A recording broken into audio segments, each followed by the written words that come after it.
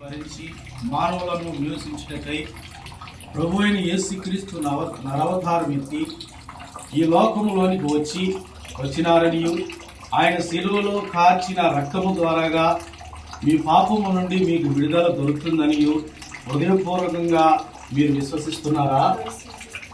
Okay. రెండవ ప్రశ్న, క్రీస్తు నిమిత్తమై ఎన్ని నిందలైనను, హింసలైనను, అవమానములైనను, కష్టములైనను వచ్చినను అంతము వరకు నమ్మకంగా జీవించదని తీర్మానించుకొని ఉన్నావా? మూడవ ప్రశ్న, నీ నిమిత్తము సిలువలో చనిపోయి పాతి పెట్టబడి మూడవ దినాన పునరుద్ధానుడై పరమునకు ఆరోహణైన యేసుక్రీస్తు తిరిగి వచ్చుచున్నాడని నమ్ముచున్నావా? మరి ఈ సమయంలో ప్రభు నాకు ఇచ్చిన అధికారమును బట్టి నేను సహోదరి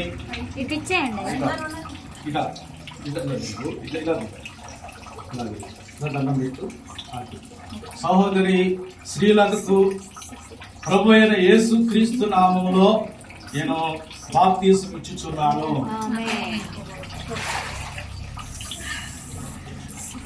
ప్రార్థన చేసుకున్నాము.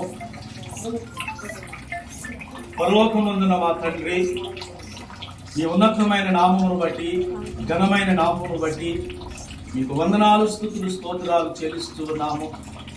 ప్రత్యేకంగా నాయన సహోదరి శ్రీలతను బట్టి, తన కుటుంబాన్ని బట్టి మీరు ఏర్పాటు చేసిన ఈ గొప్ప పరిశుద్ధ కార్యక్రమాన్ని బట్టి మీకు వందనాలు, స్తుతులు, స్తోత్రాలు.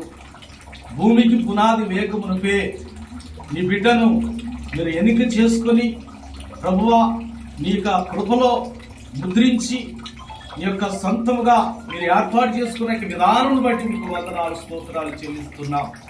ప్రభువా ఈ బిడ్డ ఇదిగో నీటి మూలముగా జన్మించున్నది.